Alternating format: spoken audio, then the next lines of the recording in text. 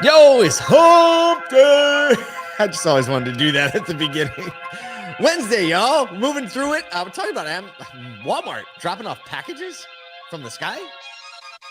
Everywhere I go, Walmart? people really want to know who I is and who Walmart. I be. They stop and stare Walmart. when they see We're gonna me. get You know into what's that. crazy? Every time I learn more about Walmart, I'm like, you guys are actually ridiculously kind of innovative from a impressed. digital perspective. Yeah, Right? You're a little like bit just impressed. the way that they do, like even the way that they do like online shopping and delivery, and they actually aggregate products from multiple sources, more like Amazon than what you would expect. Like they don't actually stock and store these things. Yeah. It's really quite wild. Like if you dig into it, it's surprising how much shopper demand they have. So we'll get into that in a second. We'll talk about Walmart in a second. First, I mean, dude, this is the second time in 2 weeks when we are talking about a mass shooting. Yeah. And I know everybody's getting it from every direction. So we don't want to you can get that news everywhere else. We just want to take a moment to acknowledge, what happened. And as parents of elementary school kids, and I know a lot of automotive folks are as well, a little bit harder, maybe a lot bit harder, right? To drop the kids off at school this morning. A lot bit harder to even just think about what's going on in process.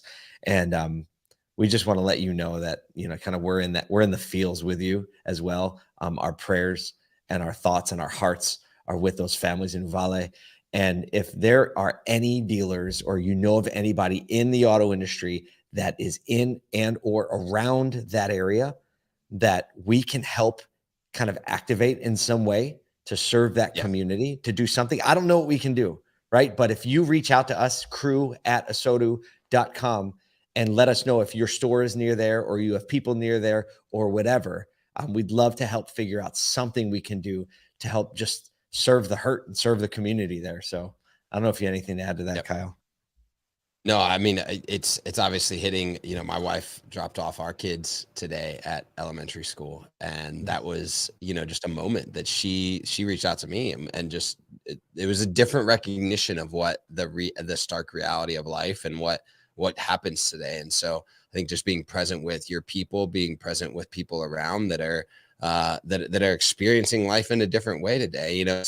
We've had these tragedies over the past, even 90, 120 days with Ukraine and with, and then with the Buffalo shooting, and then with this, and there are constantly elements that bring stressors and anxiety into all of life. And so recognizing that, the engaging people in a way that recognizing that life doesn't stop happening in the workplace is something that we're encouraging, and something that we're going to try and do today too, as we're on calls and amongst the places that we go, because we recognize that there's not anyone that this doesn't touch in some way. Yeah, for sure. It's the parallel rails of life. It's terrible things and good things, and they're always moving forward on both sides. So our hearts are with you. And please, again, if you know of any dealers in that area or have people in the area or connected in any way, reach out at crew@asotu.com. Put UVALDE in the subject line so we know, and we can look at it and see if there's some way we can activate this community to serve the communities that need it really bad today. So with that being said, we have some other news and stuff to talk about as well. We do have a lot of our close friends and family gathering in Napa this week at DMSC, at Brian Pash's DMSC. And, we're getting tagged and mentioned in comments, and we're seeing the friends in the sessions and just enjoying themselves and learning a lot. And, I don't know, I'm a little jealous. No, I'm definitely jealous. There's a lot of FOMO going on. I just see a lot of friends and industry family out there. And what's really cool is there's so many insights that come out of a conference like that. I know that the dealers that are there that are going to be better for it, and the industry partners that are there are going to be better for it. Because the Pashes and specifically Brian really know how to curate the content that draws high level thinkers together in an event like that. So super excited to hear what the insights out of that are. Yeah, for sure. I mean, Brian Pash is just a boss of a host. Can I just say that? Glenn too. Like the Pash brothers are like the dynamic duo of hosting that they draw the insights out in a really special way. So maybe next year. Just couldn't work out this year. But all our love to all the family out there. We've been having a lot of conversations this week that we're excited about throwing our own event, ASOTUCon, in September 11th through 13th. You can go to ASOTUCon.com and look at a really crappy landing page. But the most important thing on that page is the button, the thing where you put your email in. So you'll be the first to know as we start dropping this. We have 30, 40 calls this week, all with people and sponsors that we're looking to collaborate to put on the craziest, the best, most insightful, most refreshing event in automotive ever. You know us. We did not come here to bunt ever. That's ever, right. ever. That's right. So let's get into some news, Paul. We gotta go. We gotta go. We got stuff to talk about today.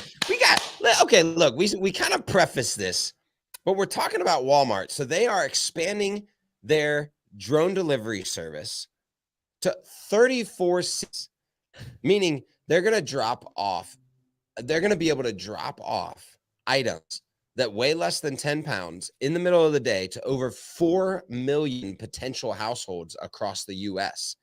And they've already been doing this at some test cities and dropping off a ton of things within a small radius around a store. Within a mile and a half of the store, right? What's really interesting to me about this is that they're not talking, everything's been about like autonomous delivery, whether it be a vehicle or a drone or a robot on a sidewalk, but they're actually utilizing humans to fly these things. They got pilots. Which is kind of like actual pilots to fly. All of a sudden, I think that makes me feel better, but at some point it kind of doesn't make me feel better. Like I'm very conflicted over when I read that. I'm like, oh, so they have like probably some VR goggles going on or some screens and some controls sitting in a control room somewhere. I think of it like a BDC, except for it's like just a drone pilots, right? And they're just I'm thinking about this. Like I get it gets dropped off all nice and calm and everything, and all of a sudden there's like someone racing on the way back to Walmart. It's like, beat you back. You know what I thought of immediately? That would never work at my house because my dogs would take that thing down. Like you got the claw, right? Coming down with a cable. Coming down and they're like, dude, the drone. I could just see my German Shepherd grabbing a hold of that cable and just taking that drone for a ride. I was like, I'll just never have that at my house. It's just not going to happen. I'll have to build like a landing pad on my roof or something. Yeah. But so as opposed to like Amazon, whose strategy is to go full autonomy, but Walmart coming out and be like, we've done hundreds of these deliveries already. They're like, hey, the most popular items are like hamburger helper kind of things. Which makes sense. So if you need something in 30 minutes and you're cooking dinner, so guess what? I'm willing to pay $2.99 to have it delivered by drone in 30 minutes. It sounds like a heck of a deal, but Walmart's saying the cities they're moving into represent over 4 million households, and they're going to be doing thousands of these and then hundreds of thousands of these by the end of the year. And so, our kind of takeaway around this specifically is like, there's always more than one way to innovate. Always. And we know that in automotive super well, because you have a whole bunch of smart people trying to solve the same problem, and you start seeing all these iterations coming out, which is the best, right? The more people we have trying different ways to solve the problem is better for everybody, because when you see people doing it right or doing it wrong, you can take those learnings and you can improve your product, do it a little faster. That's what we're trying to do with ASOTU, right? We're not saying like we're the best media outlet or we're going to put on the best conference. Well, we are saying we're going to put on the best conference, but we are saying we're saying that we are. But in doing that, we're not saying everybody else's conference is bad. We're saying like we hope that through trying some new things and doing it a new way, we're going to be able to pull people forward and inspire them to like, oh, we can tweak our thing this way. And then we want to look at what they did and say, so you may not be doing drone deliveries. You may not be doing drone deliveries, but you're probably not doing drone deliveries. Right. Yeah. You're definitely not doing drone deliveries unless maybe you got like cheap parts, right? Or like low cost, low weight parts. Right, you got a bunch of rings. I imagine, how many times does your technician need like a new clamp ring? Right. Gosh, if you didn't have to send a truck down to Napa to get the clamp rings, or a parts runner inside the store, I'm advocating for in-store drone deliveries. Just kidding. Like going to each bay. Look, Greg Sioka with 100 bays could probably use that thing. He's got people flying everywhere. It's like a drone per bay, just back and forth between. Now we get a little crazy ideas out there. We get a little like Crazy eye. But then So he good. knows. I was going to try to make my way into a segue, but it would be stretching way too far. So I'm not going to do Way it. too- I'm just going to press the segue button. Stop. Segue. Time. I'm just gonna. We're just going to do a cheap one. I feel like I needed little MC Hammer in my life this morning. Yes. So Perfect. it was just announced by the California Attorney General that hackers have infiltrated 5,000 GM consumer accounts. That's a great gift. Happened between April 11th and the 15th. And kind of the biggest damage that was done here is that hackers were able to take points from like the GM account, whatever the point system is, and redeem them for gift cards. Like, I don't know how much they got, but for the amount of trouble Everyone's they could still get in, getting I gift can't see how cards. this is worth it. I Yeah, can't see how it's worth it. I can't see how it's worth it, but there is just the reality that, like, y'all, passwords are important. Oh, this is the Two-step takeaway. authentication. Well, right? I don't know if It's- everyone's going to do two-step authentication for their GM account, but here's the deal: they didn't actually steal any passwords from GM.